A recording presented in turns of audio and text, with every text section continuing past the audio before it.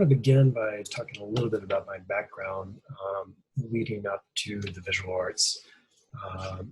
I began as a musician and a composer. That's what I originally had gone to school for, and had begun to collaborate with visual artist friends. So visual artists who needed sound for sculptural installations or editing sound for videos that they were working with is how I found my way into visual arts. And at that point, I had decided that I actually thought that it was a better medium to be able to communicate the things that I was interested in terms of content and subject matter. And in that time, I started to shift into installation-based practice that was really sort of based around sound and creating installations, and had gone on to an MFA program at Howard College doing this. But in my time there and directly after that, I really started to really pay attention more to what I had learned in non-academic settings, specifically when I was very young. At 12 and 13, I had been a car mechanic apprentice, carpenter's apprentice. I had worked in metal shops, various skilled trades, and in craft-oriented industry. And from that time, I sort of did not use that in my practice at all. But I had really become interested in politics and the economies of labor and representation, and specifically body politic in relationship to all of those things. And I decided that I was going to bring those ways of creating into conceptualized practice related to object making. And so specifically what we're going to be looking at here and what I'm going to be talking about is directly related to what is on view at the Friedman Gallery at Albright College in Ontological Inebriation. In these particular works, I had been researching and had been an activist in prison reform. So the US prison system, the private system, the for-profit system, but also in the state and the federal system, is something that has removed sight from the general population for the most part. The people that see what's going on in those prisons are primarily prisoners, the people that work there, lawyers that are going in to talk to their clients, which is rare, and then also occasionally activists such as myself who are going in and talking to these prisoners to figure out how we get their stories out there and how we actually get representation for them. In this, I became really fascinated with the visual elements of what I was seeing in these prisons. So the architecture, the rooms that people were in, the objects of restraint, the design, and how the flow of bodies, the isolation of bodies, all led to this idea of the perversion of humanity. And it was all about power, wielding power and creating systems that instituted that power. And I had been reading up until this point, this would have been 2005 until 2007, a series of lectures that Jean Brouillard had given called the Agony of Power. And in this, he was really sort of noticing and targeting the shift between how power was wielded, which previously had been very much in the view of public, the will to dominate bodies in places. And that was used as a deterrence. And then in the early 20th century, systems started to remove that from it. And the ways that people who had power and had money were controlling things was through systems of hegemony. So essentially, he was recognizing that technology was the thing that was starting to control people in a really systemically different way than how people had wielded power on bodies before that. So in this, I became really fascinated with this notion that even though that had something that I agreed was happening, I also recognized that the United States imprisons more people than the rest of every country in the entire world combined.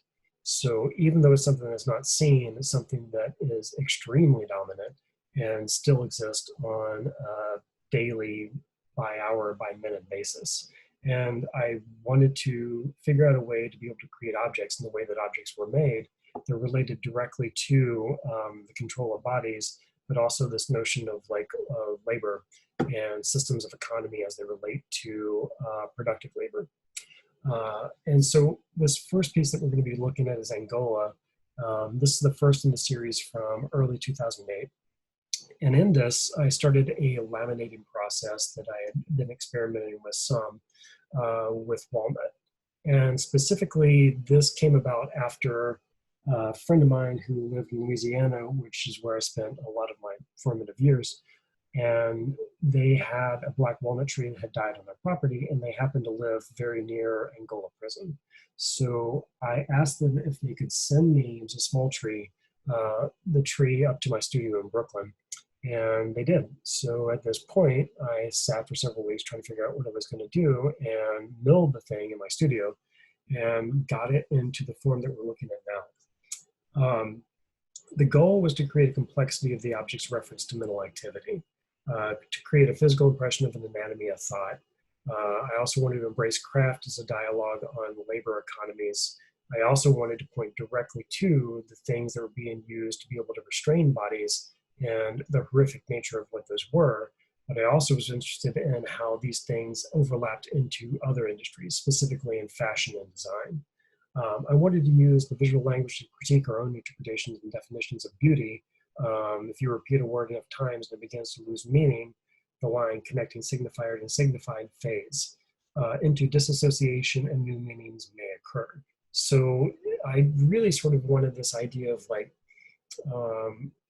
taking something that we obviously see as a restraint device, but to pay attention to the details and emphasize those details over and over and over again to start to have more abstract understandings of how those things could be iterated into images. This is Humane Restraint, which is an actual company that exists in the United States. It's been around since the late 19th, maybe early 20th century. And they create objects that they sell to prison systems and court systems and police departments. And specifically, this one is something that's created for prisoners who are in a liminal state between being convicted of something and being free. So it's for transport to courtrooms for cases that are to be heard before a judge. And it restricts movement, but it also allows movement at the same time. So without help from police officers or court officers, so a prisoner can walk in this, but they cannot run in this. So it's a way of saying that someone has the freedom of movement, but to remind them that they're not free. And I became really fascinated with this, both as an aesthetic object, but as a really cruel and unbelievably inhumane way of creating a profit. So the reference to physical attachment and the absence of body in the work actually points to the body as the subject of the work. The work draws direct reference to the removal of bodies from communities, the people that had been arrested, and the body as sight, not seen in relationship to incarceration. This is from around the same period, maybe 4 or 5 months later. It's called a screw. And this is created by the same company. And there's a little bit of lamination that's going on here. You can see through here. But I really started to begin a hand carving process with this. So this was a series of chisel and knives, also taken from the same tree that had created Angola. And this is a leather mitt that they put on prisoners also in the liminal state going into a courtroom to prevent the use of thumbs and digits. So essentially they cannot grab things, they cannot form a grip on anything, but it mimics the hand. It essentially closes the hand, but it also mimics the hand. And this was something that I was paying attention to at the same time that there had been a great deal of rhetoric leading up to the elections in 2016, but continuing since then. And the rhetoric was being used about crime by politicians.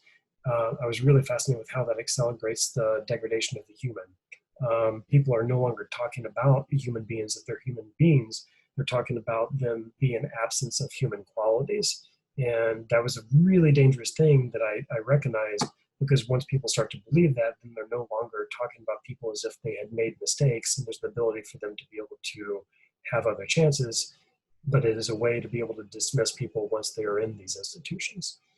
So components that contradict social assumptions. So I wanted to sort of bring about things that looked a little bit like fashion, a little bit like jewelry, a little bit like design, in conjunction with these things that were these objects of restraint, these objects of sort of almost torture, to be frank. And again, also the body not being part of this piece is the body a sight not seen in relationship to incarceration. This is also around the same time, and was continuing in the carving methods that I have employed in the previous piece. This is called Opposable. I was really interested in how the idea of the handmade is, in at least 2019, 2020, something that is radical. And that's been even more exaggerated during the pandemic, this idea that people seem to be craving the tangibility of form. Something away from screens, proving that we actually do engage in the world in ways that don't involve broadcast through wire and through wireless systems. So this is something that almost every object seems to already exist, in the act and gesture of making by hand question systems of value. So I was really interested in, the difference between the valuing of systems that is an ephemera, images that are blipping on a screen, versus images that are being created by the hand and operate as objects in space with humans and their bodies. And so reflecting the body of the human viewer back onto the object and vice versa.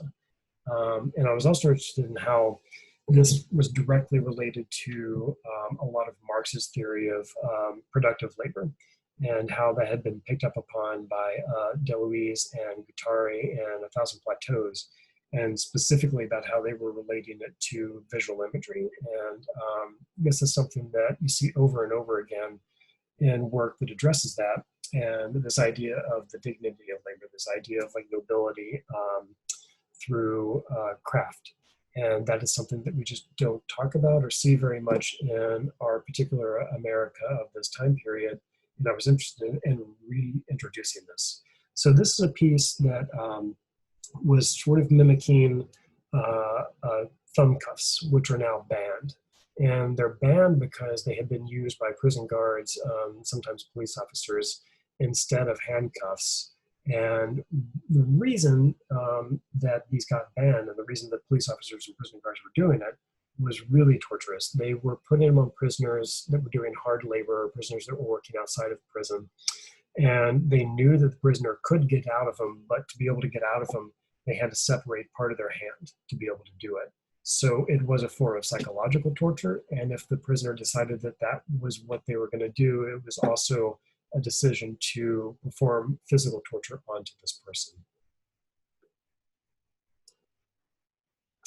And in 2017, the fashion company Hermes had created a line that they said was getting back to their equestrian roots. So they had started out as a company that was creating objects for horses and stables and riders. And essentially what this series did was it just started to pull a lot of their leather goods out, and they started to work with leather makers to create these things that were these ridiculously expensive objects of luxury. So they all had these very strange sort of abstracted forms, but they all also directly related to a lot of the things that I was seeing in prisons at the time, both in constraint devices, but also in the things that you would see hanging on the walls, specifically where the prison officers would be and the objects they would use when they would go into the prison population. So I also became really fascinated with this idea of placing the plasticity of the subject / object into crisis through processes of subtle distraction, nuance, and scale shifts. So this idea of taking something that is extremely recognizable, performing these different sort of modes of creation to shift that. So the goal was to create a conflict. There was also a visual understanding of what the material is supposed to do versus how it has been formed and composed. So that conflict can be a conflict of conceptual components, of subject matter. It can also be between what we're looking at as a hardwood walnut that is being formed to look like something that is as soft as leather. So, I want people to be able to see that this is something that's difficult to be able to make, I also want them to think that these are beautiful and at the same time repulsive. And I want the complexity of those experiences and their subjective understanding of that to actually kind of pull upon emotive responses as well. And one of the things that I'm trying to touch upon with this is notions uh, of humanity being something that is very complex, and we're often told that it's not. We're often told that things are very didactic, that things are very black and white, and that's being used by political institutions to be able to create division. And I was interested in taking all those things and trying to make that obvious within that object and a series of objects. I also became really interested in this idea of the use of the word design. I teach at Hunter College sculpture and photography and foundations courses, and I was really interested in the misuse of the word design and how often it came up in discussions of artwork, and how I think that it is essentially the antithesis of artwork. It operates as a dysfunction. It's the degradation of the discourse of immutable ideas. And when you have something that you design, you have a very specific goal that you're working towards, and that's a functionary goal. So in that, design inhibits possibilities. So I was interested in this particular sort of theory as it relates to pedagogical approaches to art education, and how those things also related to furniture design, and how those things in turn were directly relating to prison industry. So vision equals goal equals rigid understandings of an orthodoxy of thought. And I'm really interested in the disruption of the orthodoxy of thought, both in art making and in general.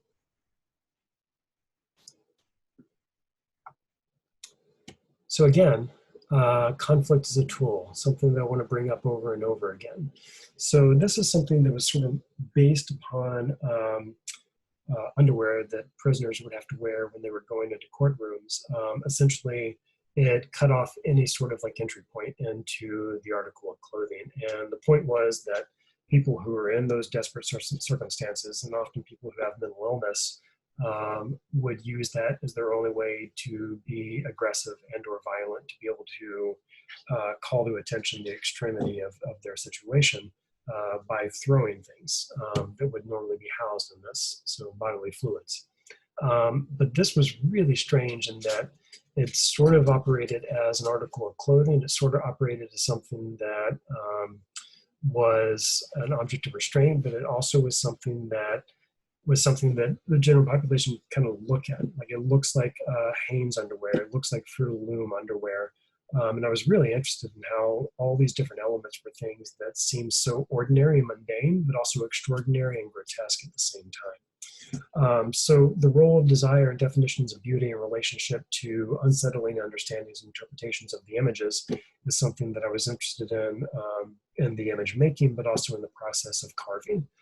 So sort of fleshy components that you see in this particular work are things that are being emphasized.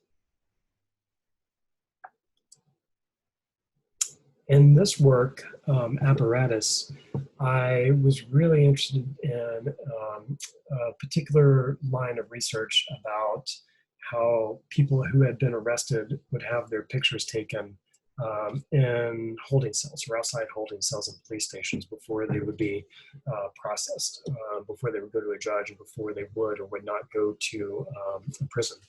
And in this, people's pictures were taken, their likeness was taken.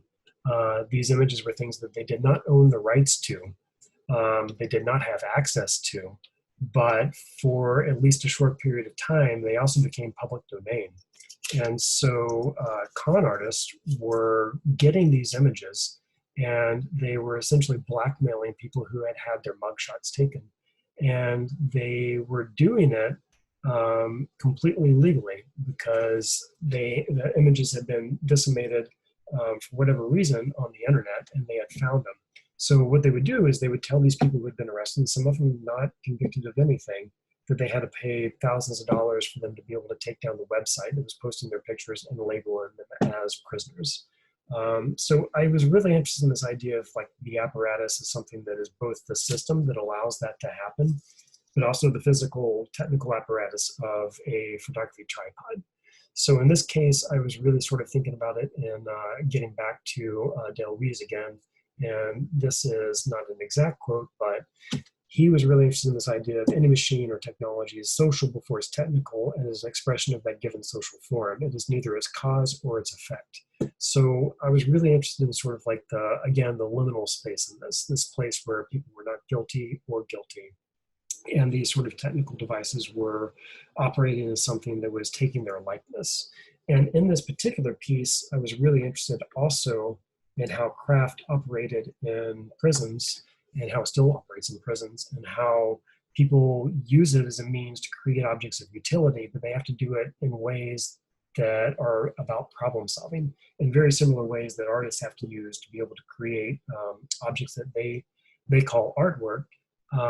But in the prisons, they're being used as things that can be traded. So they become a commodity for other items, or they become ways to sort of allow people to do it, things in prison. So they're able to create lighters doing this, they're able to create radios doing this. But the primary component in all of this is toilet paper, because it's easy to be able to make a sturdy paper mache out of it. And so the levels of dexterity and skill that are used in relationship to toilet paper are really astounding. And a lot of the sculptures that prisoners were creating really fascinated me.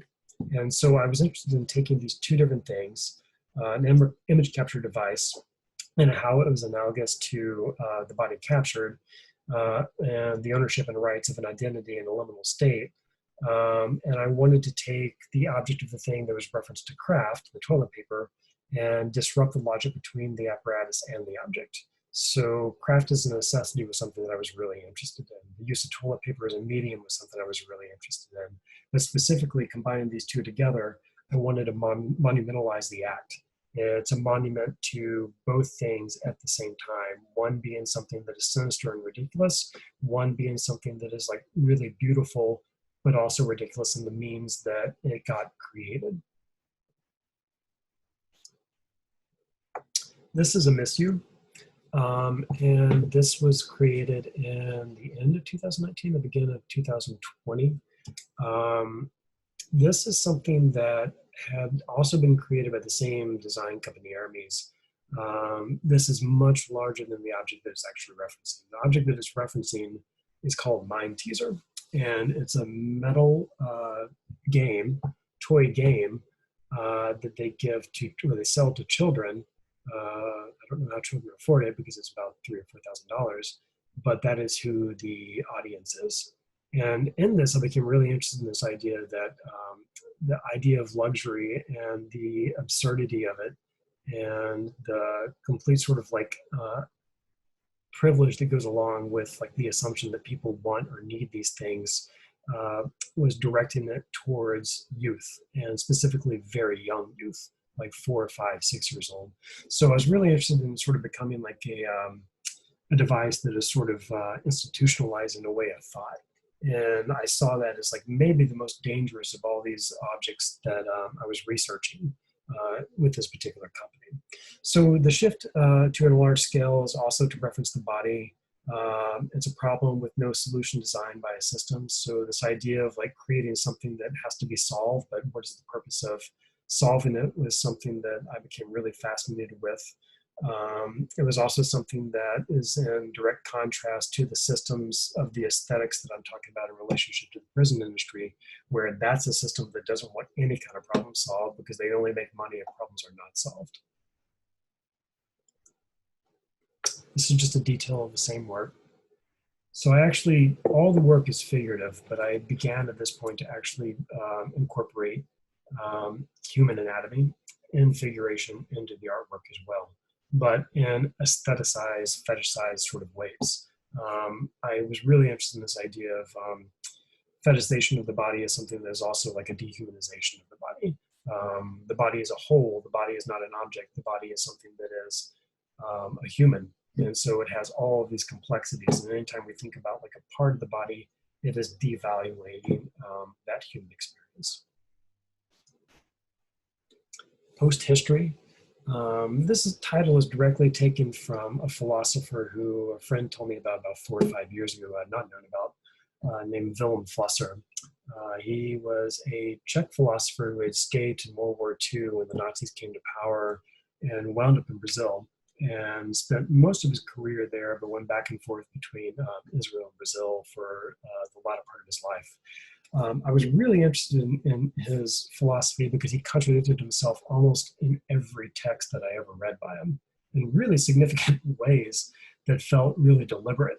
But I was also interested in how those were all directly tied into visual understandings, object understandings, how it was related to a larger society, but also notions of creative fields as well. So in this piece, I was interested in the disassembly of perceptual paradigms that lead to familiar erasures. So the impulse to resolve and interpret images drives creativity, understanding, and critical thought, which is in direct contrast to power. So I was interested in sort of how creating something that looks familiar, but you don't know what it's familiar to. Something that looks like it has utility to it, but what is that utility?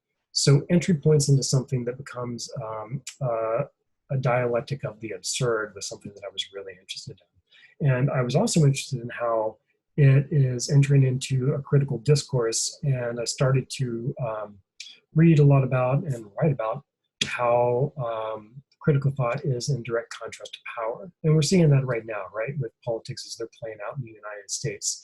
Anytime critical thought is actually being used, those who are wielding power are saying that is something that cannot operate in the system that they are saying we have to operate in, which in and of itself is ridiculous. So this is Agit Guignol. And I was really interested in continuing on with the theory of power and intelligence as opposites, and how intelligence may exist in an artwork and context, but also in the autonomy of the artwork through the material handling and the rendering of power as a static element through the creation of an image. So this is something that is taken again from a different design company. And I believe that this is meant to hold firewood for fireplace. I was really interested in trying to work with something that looked like it can be used for a lot of different things away from its intended element, but also in alignment with all the things I've talked about up until this point as they relate to power and the prison industry system. Also something I want to point out in this and in post-history and Amissyou is these are also incorporated in different material and silicone rubber. And in all of these, the rubber is referencing what would be the strongest element if these were actually objects of utility, specifically metal. So all of these are trying to show form and composition where what would be metal is completely useless. And it is also something that is not actually holding anything together. The wood and the way that the wood is being put together is the thing that's actually holding the metal in place. So it's a sort of reversal of the hierarchy of materials that are directly in relationship to also the rupture of how we're thinking about, or how I'm thinking about power dynamics in relationship to these systems that I've been talking about up until this point. So the last one I'm going to show is not in ontological inebriation. It's a large piece, kind of hard to transport, called WIS. And this is something where I was really interested in also the human and anatomical component. But I was really interested in showcasing something that we don't normally think of, or we don't normally see in relationship to the human body in this space, in this specific space, intestines. And intestines being something that is also the place where consumption would occur in a commodity culture, in a system that is based upon capital, but also something that we don't see in relationship to anatomy. And that all maybe will make more sense when I talk about the research that led up to this. So this is loosely based, it's in a large version, off of an IV that is used in force feeding.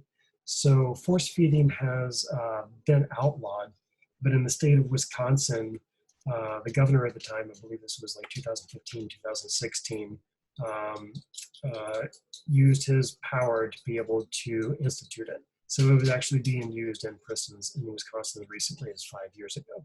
And I was really interested in how there could be nothing more degrading to a human than to tell them that they have to eat or control what it is that they're eating.